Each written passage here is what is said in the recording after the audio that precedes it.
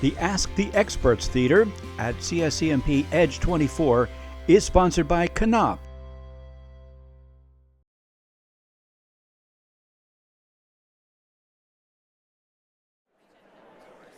So good afternoon, everyone. I am really grateful for you all to be coming here for the Supply Chain Exchange's Outstanding Women in Supply Chain Award presentation and panel discussion.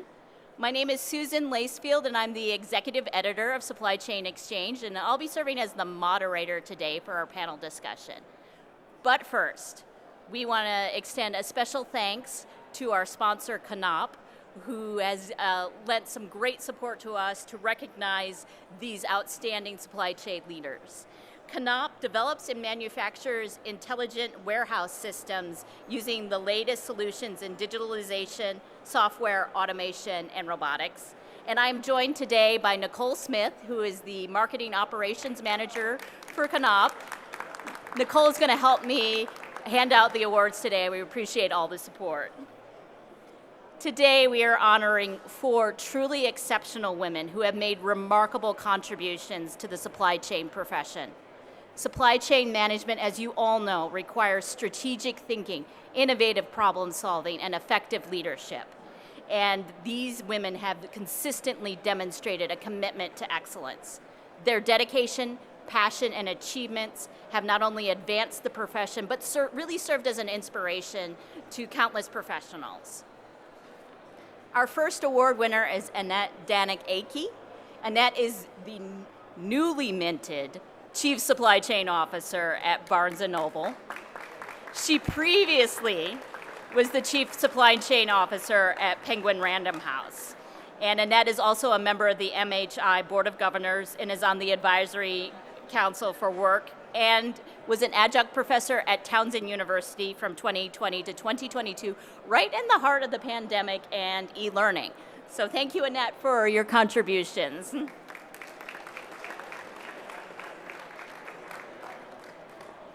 Our second award winner is Sherry Harriman.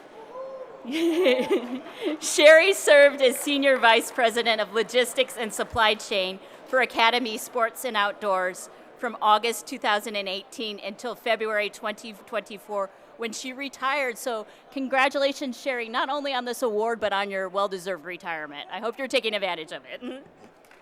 Thank you, Sherry. Next, we are honoring Leslie O'Regan.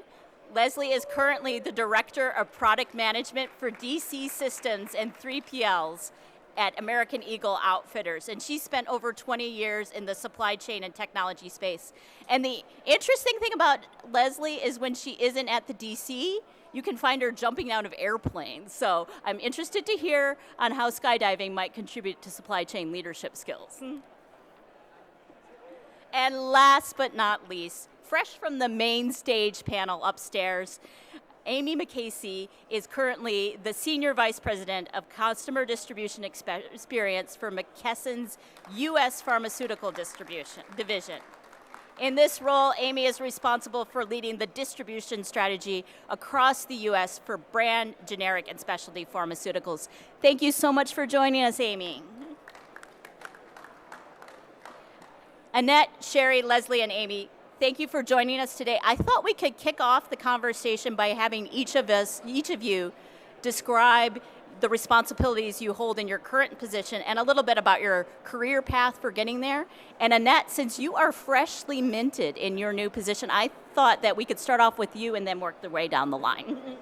Okay, perfect. All right, am I speaking loud enough? All right, good. So I am 2 weeks in. I have now the 2-week anniversary as the Chief Supply Chain Officer at Barnes & Noble. So I have an interesting career path because I was for the last 28 and a half years on the publishing side at Penguin Random House, where I was the Chief Supply Chain Officer there as well. So I'm looking forward to being on the other side of the supply chain.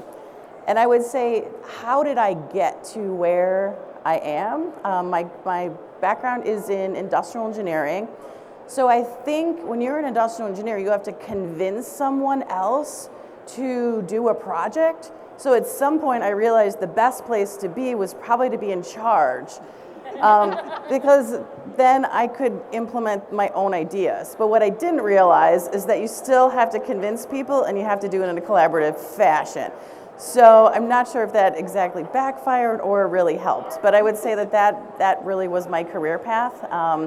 And the other thing is I chose at one point, I started my career in retail at Sears Logistics, and at some point I got a call from a recruiter, and there was to go to this very small book publisher distribution facility.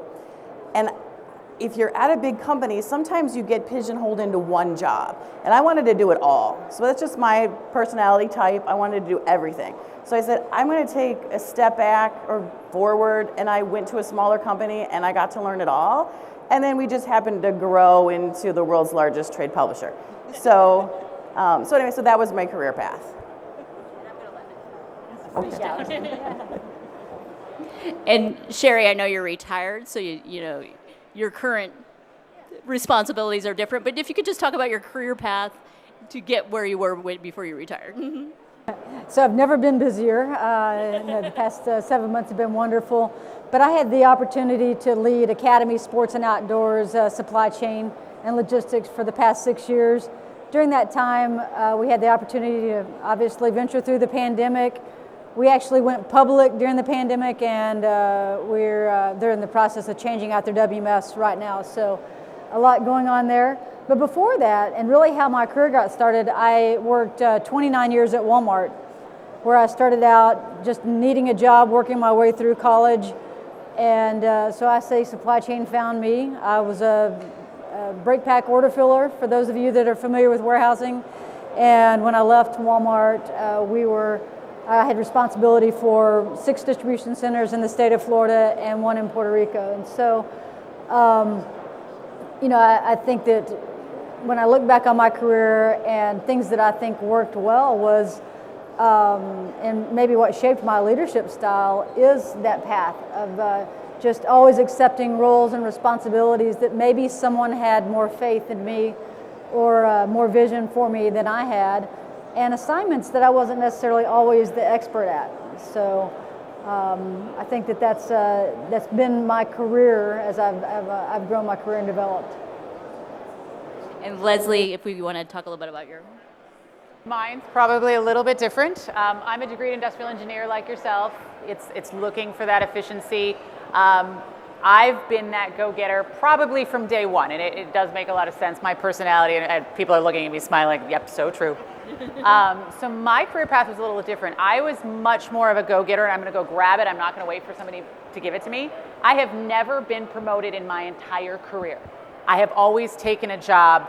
When I got promoted, it was because I took a different job with a different company, and somebody gave me that. Essentially, I've talked my way into every career move I've ever made. Probably not probably a different way that people go about it. That has led me to here, where I'm the person responsible for all the software and hardware technologies inside American Eagle to get all our products out to the customers or out to our stores. And that is quite a big responsibility, as we run a $5 billion business out of 3 buildings. So our buildings are massive. With that said, I enjoy a lot of that, but a lot of it does translate, because everybody keeps asking, how does that translate to skydiving? Because that's what we do as well. So for skydiving, we take people all over the world skydiving, and if I can get a box to you in less than 2 days, that's not hard for me. It's getting a plane to the other end of the world that I have to work on. So I use the same skills to take planes everywhere, to take people everywhere, to throw people out of airplanes and then hopefully not lose them. There's other stories there. But that has been kind of my career up until now, and then try to find the most efficient way to do that. So. Yeah, I don't know that I can top jumping out of an airplane. But my career actually started during a college job at DSC Logistics. I worked second shift in the receiving window, the shipping and receiving window. And I just kind of fell in love with it. I was going to be a marketing major. I was a marketing major. I wanted to move to North Carolina. I wanted to work on race car teams and work for one of those big, Roger Penske teams out in North Carolina. Instead, I took my first job in North Carolina and thought, well, I'll get my foot in the door, and I never left logistics. So whether it's beverage, building supplies, apparel, or now pharmaceuticals, I've just stayed in love with the industry, and it's gotten me where I am today. Great. So since this is designed as a leadership award, I thought it would be great for each of the women up here to talk a little bit about how they would describe their leadership style and the skills and experiences that helped shape that style. And maybe we will start off at the other end. Amy, if you want to take the lead there. Oh, goodness. There's always those things that happen in your life, but I think, from my style, it's about caring about people, bringing people together, solving problems, and having fun. Right? If you cannot have fun at work, you're missing out. And I remember the lady asked the word about burnout. Sometimes burnout just comes with a good laugh. We start all of our team meetings 5 minutes late. Because a lot of people that say they're going to end 5 minutes early, it never happens. But if you start 5 minutes late, those 5 minutes for everyone to just show up, that's kind of our social fun time. There's always a good story. So really it's about understanding your team, caring about them, working together, and just inspiring the best in everyone. All of that, I do a lot of the same stuff. My other piece is I like to be empowering to people underneath me. I'm not a micromanager. I don't want to know how you're going to get from point A to point B. I'm going to tell you where point B needs to be, and I'm going to empower you to make the decisions necessary to get there. If you fall along the way, that's fine. I'll pick you up, I'll be helpful, I'm here to guide you, to help you, to throw ideas off of, talk back and forth, but I don't want to be that micromanaging boss. I want you to make a decision, and I'm going to back your play. Right or wrong, I'm going to back it. So I do like that. I agree with you, understanding what your associates want to get out of their career, what they want to do, trying to help them get to those positions, get to those assignments, those things that, hey, I want to try RFID. All right, cool, I'll put you on the RFID team. Understanding that from them makes people want to come back and work for you. And if you change jobs and you can call somebody up and say, hey, will you come work for me again? And they say yes, you've won as a leader. And that's really, to me, that's really important, is having people I can call at other positions and say, I want to give you another opportunity, I want to work with you again, and you want them to say yes. I agree. I think that's one of the best compliments you can have as a leader, that people want to continue to work with you, whether you switch career paths, departments, or divisions. One of the things that I've learned over my career is, it's a circle. Lead with support and follow up for accountability. And I've been put in positions that in my career where I wasn't the expert, and that became even more valuable than if you're the expert. Sometimes if you're the SME or the expert on a particular area, you're not as good of a listener or as open-minded. And so, but if you can find ways to find out what your team needs, whether you've transitioned into a new department, into a new company, find out what they need to be successful at their job, and then obviously it's about how do we achieve goals together, and then follow up to make sure that they did what they said they were going to do. I think that's the best leadership model that you can have. And I've heard a lot. I thought the panel earlier today was really good on leadership, but talent development. It's caring about people, but not just what they do, but who they are. And then valuing the diversity of thought. Diverse teams sometimes can have the most controversy because not everyone thinks alike. But if you can learn to absorb and welcome that feedback, whether it's good feedback, maybe challenging feedback, then you will come up with the best solution. So I've had this really great opportunity the last 6 weeks, no, like 8 weeks, to learn about my leadership style. So if you ever want, work at a company for 28 years and then leave, because that's when people tell you what they're going to miss about you. So I've had this. So as I left, I took it as an opportunity to say, well, what was it about me? And why didn't you tell me that during? Right? I mean, maybe they did in ways, but I really asked for that direct feedback. So what I found is that there's about 3 things. So the first thing for me is that people say I'm visionary. And I was trying to think, well, why am I visionary? And I think because I am an avid reader. I read about a book a week. And so I read fiction books. So if you read fiction books, you have to have an imagination. So I think that is actually what influences me to be visionary. And then second is that I'm very collaborative. right? So, and it's because you can't get that vision done on your own. You need other people to do that, to bring that vision to life. And then the third thing is people would say you're very scientific, have a methodology to get things done. And I think that's true, because I can take that vision, be collaborative, and the way that you put information out or put a supply chain model or here's our steps, then it's very scientific. So having a process to do something, I personally like that, because then people know what to expect. So that's what I'm planning to do at Barnes & Noble, is map out the supply chain and have everyone, I have this whiteboard in my office and I'm mapping it out, and people are coming in my office saying, oh, well, here's this step, or here's this. And so I'm bringing people in, so I'm combining that all. So I would never have had the great answer for that if I hadn't left my previous job. So I've been taking advantage of that. Great. One of the themes that I've sensed in all these answers is the importance that all the people up here on the stage place on mentorship. And I was wondering, Leslie and I were having this conversation earlier, how do you help mentor people into leaders who maybe don't have what are seen as traditional leadership characteristics, like being extroverted or wanting to take charge? What are some ways that you might help mentor those type of individuals? With that one, because this was my idea. So I've had several, and you're going to find this in the new generation coming in. If you haven't run into them in the workplace yet, this Gen Z and Gen Alpha have a very different take on social skills. And a lot more of them are much more introverted than you want them to be.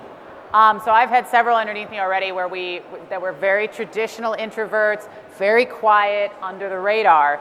So to coach them into a leadership role, you have to look for the strength that they have, that they're good at, and then figure out ways to allow them to practice to be confident in a safe space. I know that's a terrible way to put it, but I had a lot of folks who were very nervous about, I can't get up in front of people and talk, I'm too nervous. I can't present, I'm too nervous. I can't show that I could lead this team, I'm too nervous. So we had to work on, all right, if you're too nervous, then you need to practice until you're not, right? We need to work on those steps that can highlight where you feel confident, whether it's reading more, practicing presenting to myself or to the dog or to another leader that you're comfortable with. It's a different kind of coaching. It's not just saying, all right, stand up in front and imagine everybody naked because you're going to be more confident. It's not going to work that way for them. I promise you it's not. But if you can get them to practice, or you can find the steps that build up their confidence quietly, then when they get in front of people, they're confident in that outside person. The other technique I always teach them is, like every consultant does, you better fake it until you make it. So if you're nervous and uncomfortable, that's okay. Pretend that you're not, and one day you won't be. But it worked for me for consulting for many years, so that's at least where I would start. I don't know if you could. Hello? The only thing that I would add to that is I think it's part of creating that environment. But something that I found successful is if you know who's going to be in the meeting, that getting them exposure individually to those individuals previous to the meeting, so that you're not the only sponsor in that meeting, is building that confidence quietly, but in those one-on-one conversations with some of the key influencers in the meeting, I found to be very successful as well. One of the things that I encourage people to do if they're trying to practice leadership skills, and especially influencing, is go be on a board at a nonprofit organization. Or help at CSCMP, because you have to lead through influence. And no one really knows you. It's not the job. So go practice. So I try to convince people to do that when they have the time. You have to have the time to do that, but if you do, you'll get so much out of it.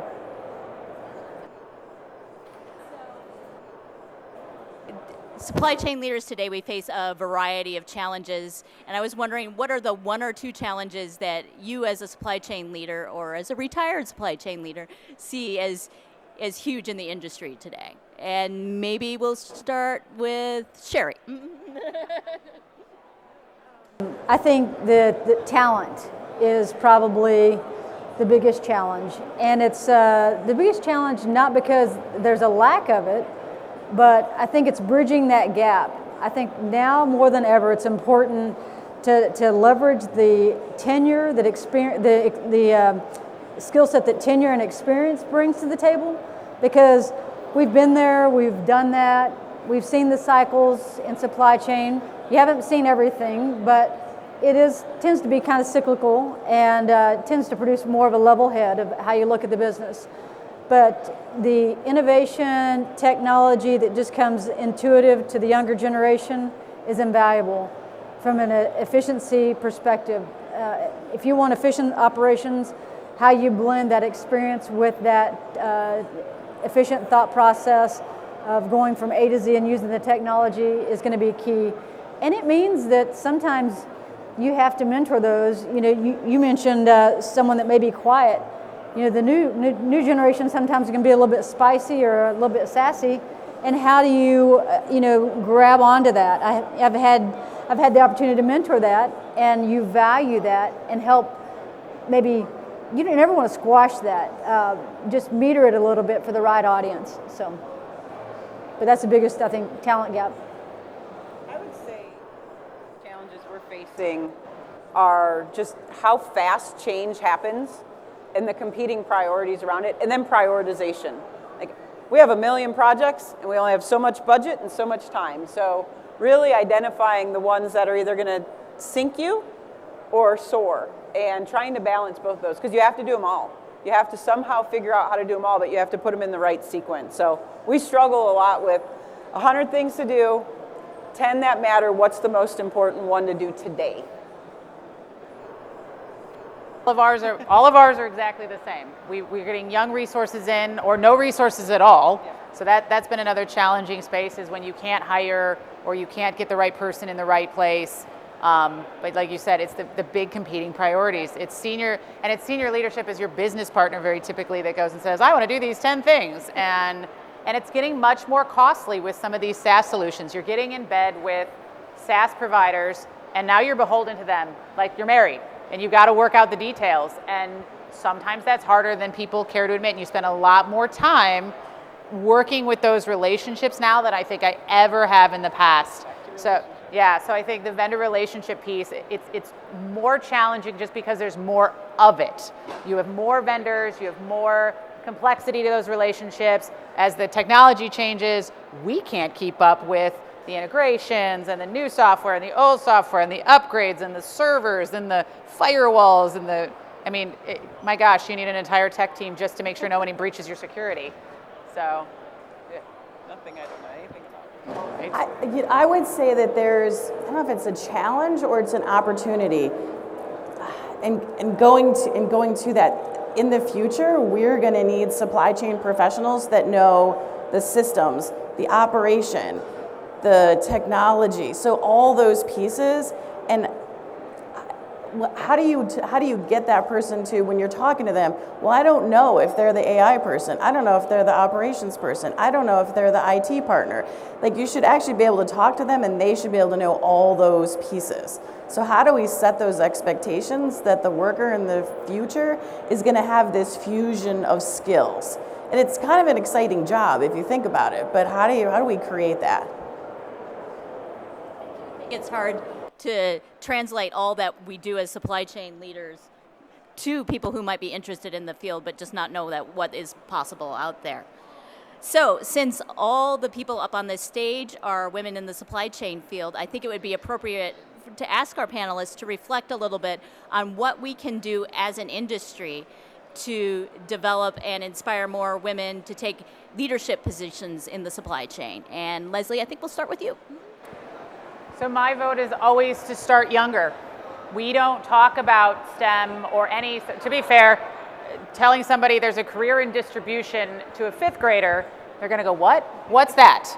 Oh wait, so I think in this age of robotics and this age of all these vehicles and these shuttles and these cool, let's be honest, they all look cool. Bring that to the younger generation so they get excited about the shiny toy. Let's be fair, they're younger, the shiny cool things are gonna get their attention. When you get their attention, they're going to look into it as they get older. I want to work with the robot. I want to work with the thing with the flashing lights. I want to see it move. I want to make it move. So start younger with some of those flashy things we have in supply chain, and then introduce them to the rest of the topics as they go. They'll go into the college, or they'll go into apprenticeships, however they get there. But start them younger, and have women be over there telling them about it. Like, hey, I work with robots every day, or I work with big, forklifts and shuttles and things that just look cool. Find the cool stuff about our industry. And let's be honest, we walk around here, there's a lot of interesting, cool stuff. So bring that, make it flashy, show it to the younger generation, and have people present that, oh, you could be a CEO or a chief supply chain officer. Get the cool titles out there. It's not just a doctor or a lawyer or a police officer. They have to know these titles and these jobs exist. But somebody's got to tell them. So let's be the ones that tell them at those, what do you want to be when you grow up? I want to build robots. That's the sentence you need to be hearing from the younger generation. And robots become this. I want to make robots. I want to ship robots. I want to play with robots, and that'll lead you into this supply chain space slowly, I think. And I think, on tag onto that is, it's not just moving boxes and driving trucks. Logistics and supply chain is so much more than that. You can have any career that you want to have in supply chain, because it's about from point A to point B. And the more we can educate, I loved having that last panel that you guys had, a high school teacher that's talking about supply chain, because it's analytical. There's a financial piece, there's a marketing piece. I mean, you can find your way in it. And if we can get that message out, is that if you want a career that you can have multiple opportunities, there's no better, field than supply chain, because you can move from one to the other and grow your career effectively by doing that. So in supply chain. And at the end of the day, it's a really stable field. Like, everybody's going to have to move stuff forever.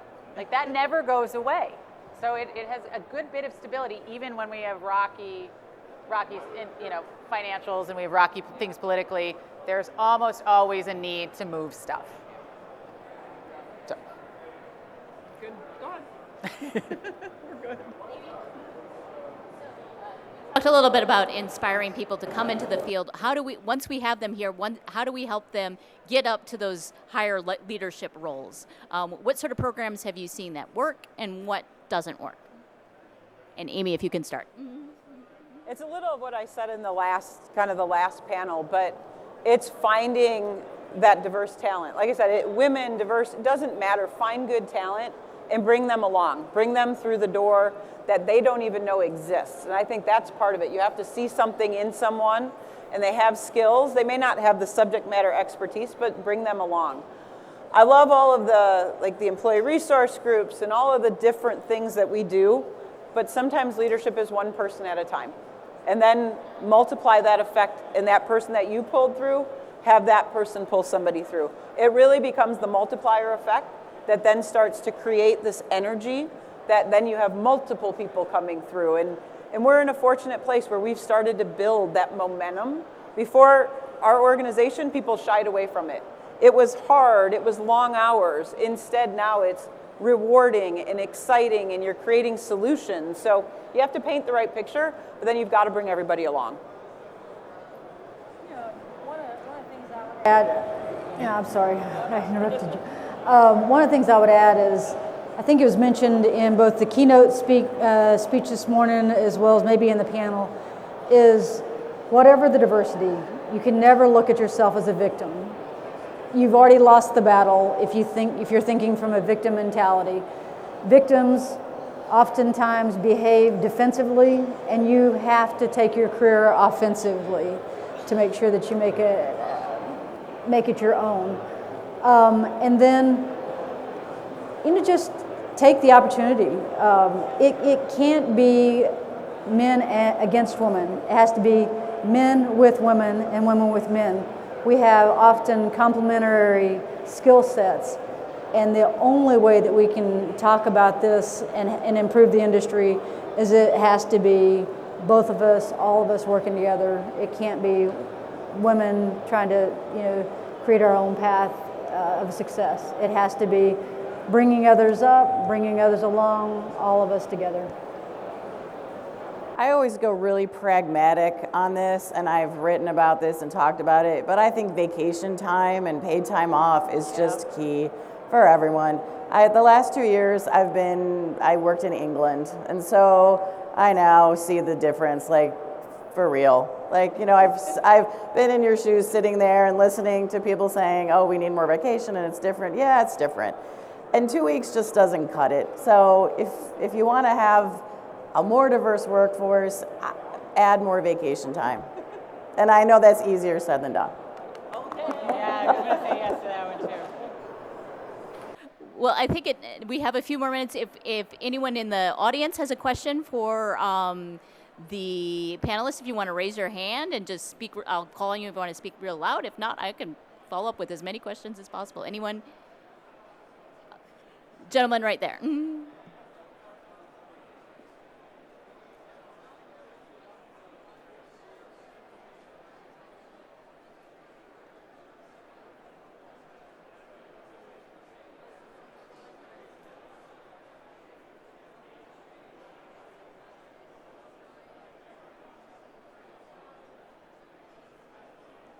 So if I heard the question correctly, and you can correct me if I'm wrong, how do we inspire the youngest generation who might not feel as inspired to put in the long hours for working? Is that correct? Yeah. Go ahead, Elizabeth. So I'll start. So one of the things, I think the idea of a 9 to 5 in distribution and logistics is probably a big misnomer to start with, right? I don't know the last time I truly worked a 9 to 5 doing anything that I do. But with that being said, what we've learned with the younger generation, at least in my experience, is you have to find something that they want to be vested in. And I know that can be hard to do, and that's going to be a challenge for all of us here as a leader, is to show them why it's important for them to put in 50 hours this week working on a project that might not be flashy, or it might not be something that gets a whole lot of attention. I mean, let's be honest, all of us are mostly behind the scenes. We are working with tools that no one knows exist. But if we shut down tomorrow, the entire business goes down with it. Yep. And I argue to them, I said, you have to show them the why is going to become really important for this generation. Why am I doing this? And for us as leaders, we have to get, the why cannot be because I said so or because I need to get this done. That's not going to work anymore. So we have to find those projects that they will get vested in. And if they're vested in it, they'll dive down a rabbit hole and you'll never find them again, and they'll just come out with a whole lot of solution, and it's great. But you have to give them a good why to get them excited about doing stuff that might be less exciting, and that's going to be the challenge for us as the leaders. I would say that we all know the traditional 9 to 5 is gone, but if someone needs 2 hours off in the afternoon and they're going to bust their tail from 8 to 10 o'clock at night, and that's okay, and we don't have a meeting or something like that, work with the team to kind of find that flexibility and what works. You're not going to be able to please everyone all the time, but when you can meet some people where they are, if their best work happens from 8 to 10, God bless them, right? Some of us are taking care of kids, some of us are taking care of dogs, some of us might be sleeping, but if they want to work, I'm all for it because I'm probably going to get the best from them and then bring it back to the team. So trying that flexibility, I think, is going to be more and more paramount. Automation in our distribution centers is going to help with that.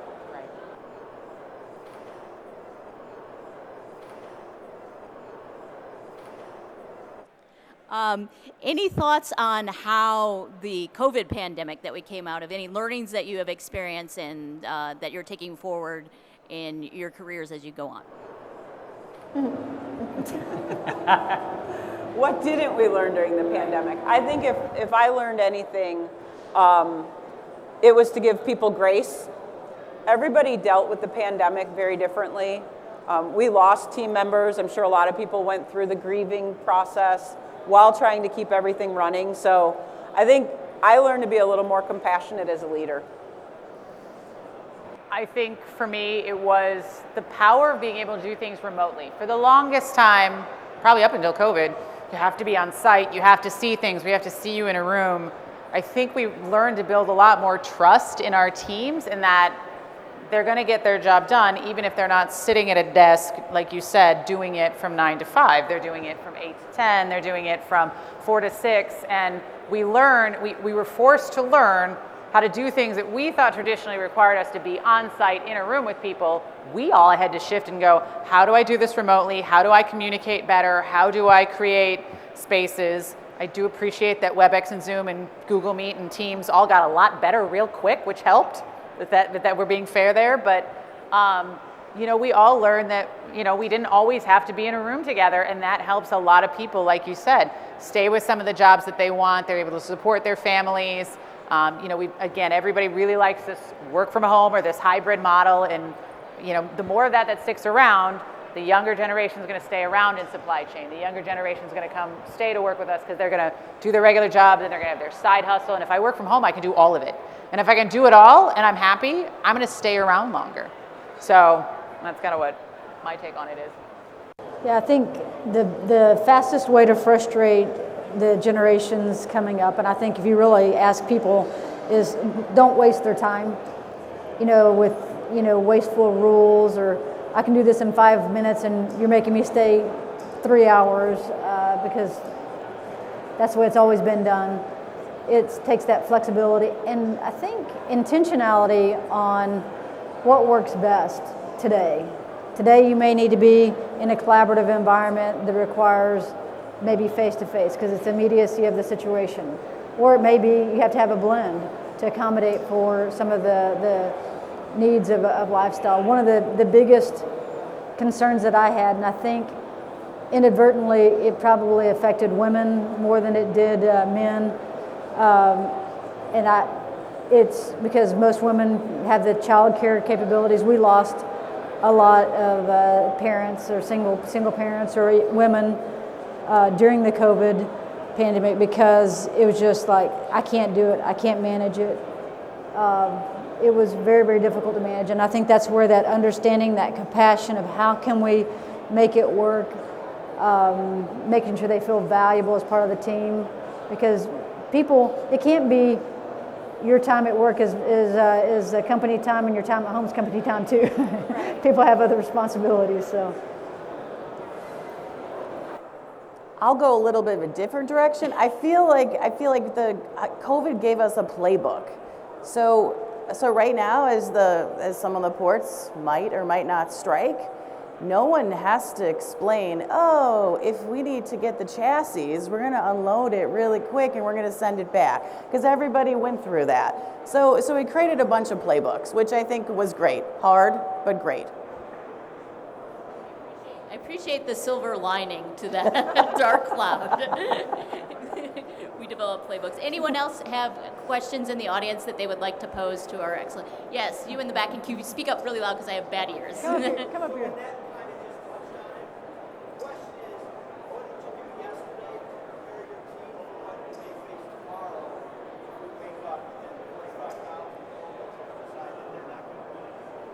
So, what did we learn yesterday that we can apply tomorrow? What did we do yesterday? Okay, what did we do yesterday to set our teams up for success tomorrow? Is that correct? Close enough? Close enough. If you waited until yesterday, you're probably in trouble. Yeah, if we did it yesterday, we're too damn late. Just saying. No, I would say about 3 months ago, we started working with all of our manufacturing and sourcing partners to understand what paths all of the different pharmaceuticals took, and knowing how much safety stock and how much inventory all of our manufacturer partners had in the United States or already en route that were going to land before that. So a lot of pre-planning, a lot of understanding where every position was in the supply chain, because our customers are asking, patients are started, COVID did something. Everybody knows about supply chain. So the minute you hear about a port, you get a question. And so 4 months ago, that was where we started. We are already starting it. So for all that don't know, there's a port strike on the horizon. So we're back where we were. In the middle of COVID, we did the same thing. We looked at not only from the merchandising side, but also from the technology side. We have big pieces of automation. How are we going to get shuttle pieces? How are we going to get steel? How are we going to get microchip boards to be able to keep the automation running for the work that we do have. And so we rebolstered all our supply chains, diversified where we could, and where we couldn't, we did reevaluate our safety stock. And then the other thing we started doing was what none of us do well, is documenting things. We are single-threaded in so many spaces for a lot of people, and if such and such were to quit tomorrow, we'd be done. So we really started to take a really consolidated effort of documenting what we did, how did we do it, what's the decision points that have to be made, and if that person wins the lottery tomorrow and walked away, could we run the business without them if you're a single-threaded person? I think COVID taught us that you can always have a playbook, but it may not always play out like you thought it would. And so if you woke up yesterday and said, oh my goodness, there's a port strike, I mean, hopefully that you've mapped out, like you mentioned, how the freight is flowing and what freight is exposed. Visibility is key, and having that up front, then you can adapt. I mean, so if you have something that's in the port and they do strike, okay, hey, what's the next? Most of the times, most companies would have, if there's merchandise that's stuck there, and there's not, you're not going to have that merchandise, then you, at least if you're able to communicate through the visibility of where it is, they can make another play. They can say, okay, hey, we're not going to highlight that merchandise. We're going to highlight this merchandise. What are we going to do next? Because that's not an option anymore. So adaptability has got to be key.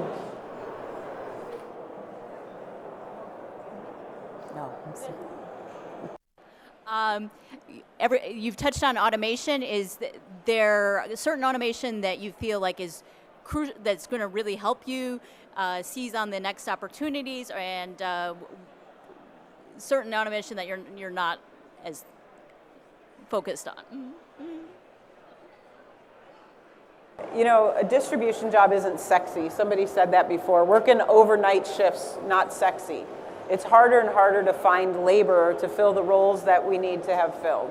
So the more work that robots can do, the easier that the robots can make the work, and the more meaningful that we can leverage the talent that we have to really just unlock their value, we're really focused on automation.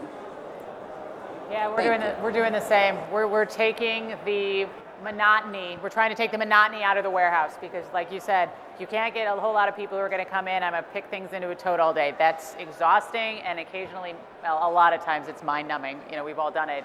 But they're building smarter and smarter robots to work through some of those challenges that, again, traditionally we would have said, I need a human to do that job. If you had asked me 20 years ago, did I ever think you could fully automate a warehouse? I would have said no. Last year, I walked around Modex and realized I could automate my entire warehouse, soup to nuts, and not have a person in it. This idea of a dark warehouse is becoming a really big deal. That's a different skill set to support. You're not talking about hiring the average person at an hourly rate. You're talking about hiring someone with technical skills that we talked about, who could do automation, operational process, as well as the software technology underneath. We're not teaching that strongly enough in college or anywhere else, that we're going to run into a problem there pretty soon. So, not that Knopf had this, sponsored this panel, but we did put in my past job, we put in a Knopf system, and it was fabulous, and we're on our second one. So I do think automation and goods-to-person systems, especially if you have a less than full carton operation, which in the book world you do, because there are a lot of SKUs. So for years, there's always been a lot of single picks. And so I personally have gotten excited in the last 10, 15 years, because there's more and more out there because of omnichannel that in manufacturing. So anyway, little plug, but I do think goods to person systems are in the right application are a game changer. So the only thing that I would add to that, and it's probably a little bit of a caution. This, exhibition is filled with tons of technology, and if a company's not careful, you can automate. bad processes getting automated is just bad automation. So how do you make sure that you leverage automation for the phenomenal support that it can be without building in rigidity of just processes going a little bit faster or being done by someone that's not dynamic in nature. So that's the only caution. I think there's a lot of automation out there, a lot of capabilities. It's changing every day. You just got to make sure that the way that you leverage it is very succinct and focused on accomplishing something that needs to be as dynamic as what we went through in the pandemic. Some of those that were the most highly automated organizations struggled because they couldn't move the technology as quick as maybe the SKU profile changed. All right, I think that is the end of our time for today. Thank you so much for joining us for this interesting panel discussion with these fabulous 4 women. And enjoy the rest of your EDGE conference. And thanks again to Knop for all your support for the panel.